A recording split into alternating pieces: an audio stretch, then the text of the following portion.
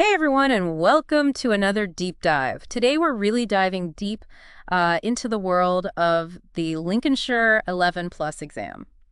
Yeah, so whether you're a parent, just curious about this kind of thing, or maybe even prepping for, a trivia night, get ready, because you are about to become a Lincolnshire 11 plus expert. It's a fascinating system, really. Yeah. A throwback in some ways, but with implications that are very much relevant today. Right, because we're not just talking about, historical trivia here. This exam has real consequences. Absolutely. So first things first, for those of us who might not be familiar with the UK education system, what are grammar schools? Why are they such a big deal? Imagine this. You're 11 years old. Oh, boy. Big exam. Could determine what kind of school you go to. That's the grammar school system in a nutshell. In most of England, it's gone. But in Lincolnshire, it's very much alive. So Lincolnshire's doing something pretty different then. Yeah, they are. And it's a really interesting lens through which to view these broader debates about education. What opportunities should be available to whom and at what cost. Because on the one hand, you have this idea that, okay, grammar schools, they push kids to be their best, right? Mm-hmm. High standards, good universities. Exactly. And they often have the track record to back that up. Academically, many Lincolnshire grammar schools are top-notch. But there's another side to this, right? Oh, absolutely. The big question is, who gets to benefit from these schools? It's that whole issue of access and whether it's truly fair. Exactly. Right. Because if you're from a well-off family, chances are you've got access to tutors, special prep materials. All the things that, sadly, money can buy. Yeah. Yeah. And then you've got the whole impact on housing costs. Areas with sought-after grammar schools, forget it. Property values go through the roof. So even before we get to the exam itself, there's this whole, socioeconomic layer at play. Yeah, it's really quite fascinating, isn't it? How one exam can be connected to so much. It is. Okay, so let's talk about this exam, the 11 plus. What does it actually involve? Picture this. It's year 6, September. Kids are just getting back into the swing of things. Exactly. And they're hit with not one, but TWO exam papers.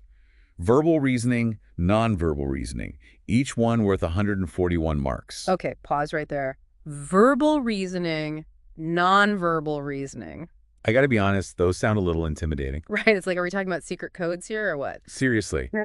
break it down for us. What are they actually testing? So verbal reasoning, it's all about words, but not just knowing lots of them. It's about relationships between words, understanding, really complex passages of text. So it's like reading between the lines, but on a whole other level. Exactly. And then nonverbal reasoning, that's where things get visual, think puzzles, patterns, spatial relationships. Like if logic puzzles and geometry had a baby? Yeah, kinda. It's about seeing how things connect, but without words. So for parents who are thinking, okay, time to hit the flashcards, it sounds like this exam requires something different. It really does. It's not just about what you know, it's about how you think. And that's a much harder thing to, drill into someone's head. Absolutely. And this is probably where all those tutoring programs and special practice books come in, right? Oh, for sure.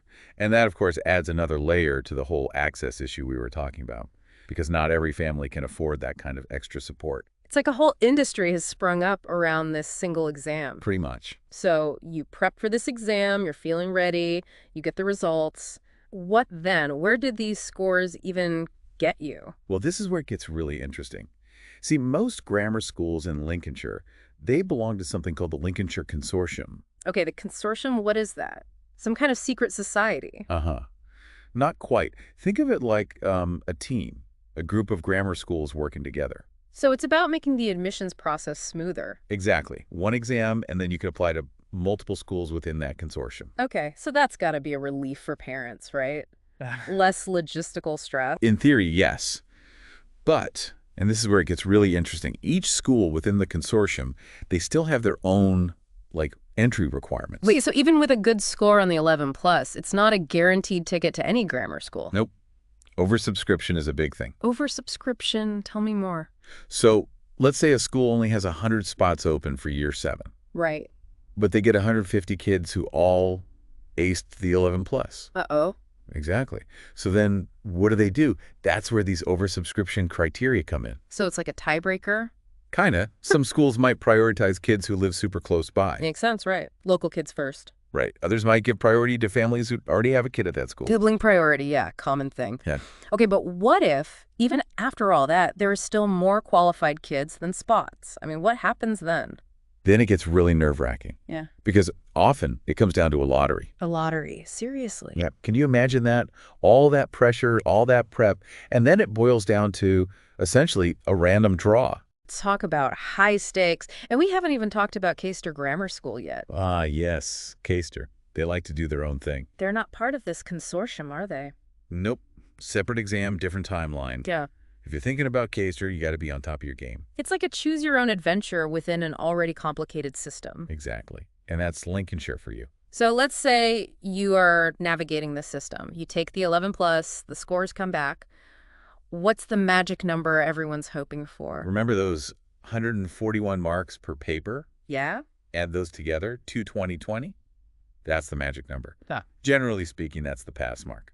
But, as we've just discussed, even that score doesn't guarantee anything. Right. Even with a great score, you still got catchment areas, sibling priorities, and potentially even a lottery to contend with. It's a lot to wrap your head around. And we haven't even touched on what happens if a child doesn't get that 220. Right, because that's a whole other layer of the system, isn't it? Absolutely. Don't worry, it's not the end of the world.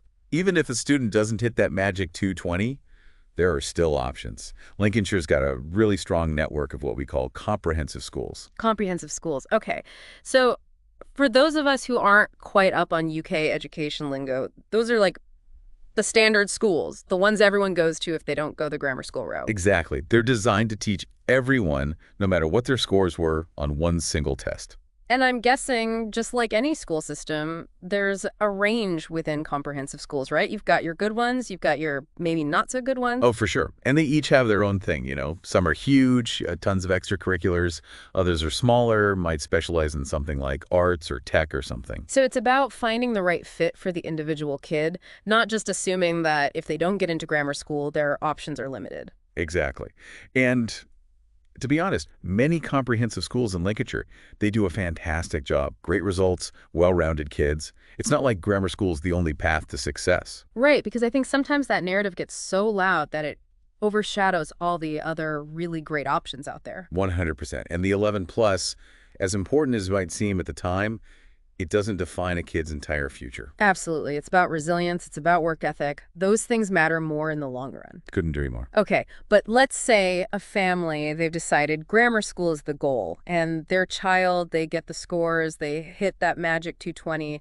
Are they home free at that point? This is where it gets tricky again. Remember those oversubscription criteria we talked about? Oh, right. So even with a passing score, it's still not a guarantee. Sadly, no.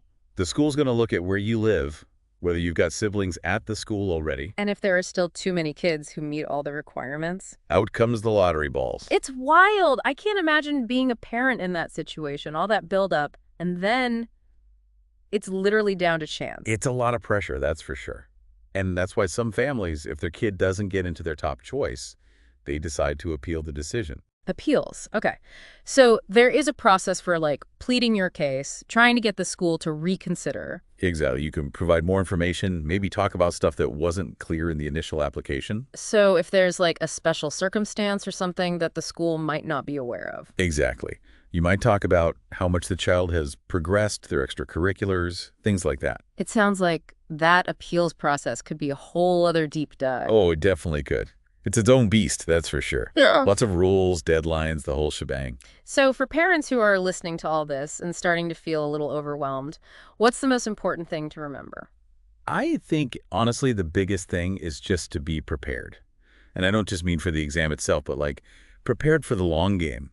Prepared for things not going exactly according to plan. It's a marathon, not a sprint, that's for sure. And it's emotionally draining, too. You know, you've got these families, they're trying to do what's best for their kid, but there's so much pressure, so much uncertainty. It's easy to get caught up in the, like, almost like a frenzy, you know, like, we have to get into this school and then everything will be perfect. Right. And it's important to remember that every kid is different. What works for one might not work for another. Exactly. And sometimes maybe a grammar school isn't the right fit, even if you get in. 100%. Yeah. And that's okay. There are so many paths to success in life. The 11 plus, it's just one little step, even if it feels huge at the time. It's about the bigger picture, right? Like what kind of environment is going to help this specific child thrive? And that might be a grammar school or it might be something totally different. And I think the best thing parents can do is to really talk to their kids. Find out what they're interested in, what makes them tick, Visit schools, both grammar and comprehensive, and get a feel for the environment. Trust your gut, too. You know your child better than anyone. Exactly. And remember, there's no shame in asking for help. Talk to other parents. Look into resources. You don't have to navigate this alone. That is such an important message. And speaking of resources, for anyone listening who wants to dig deeper into all things Lincolnshire 11 plus, don't forget to check out our show notes. We've got links to the Lincolnshire Consortium, Caister Grammar School's website. Our little lone wolf. Exactly. And tons of other information that'll hopefully make this whole process a little less daunting. A huge thank you to everyone for joining us on this deep dive. We've covered a lot of ground, from the nitty-gritty of the 11 plus exam itself to the broader implications of selective education. And we've just scratched the surface. It's a complex issue with no easy answers. But hopefully you've come away from this with some new insights, some food for thought, and maybe even a little more confidence to navigate this world, whether you're a parent, a student, or just someone who loves a good deep dive. Until next time, keep those minds curious, and remember, knowledge is power. We'll see you soon.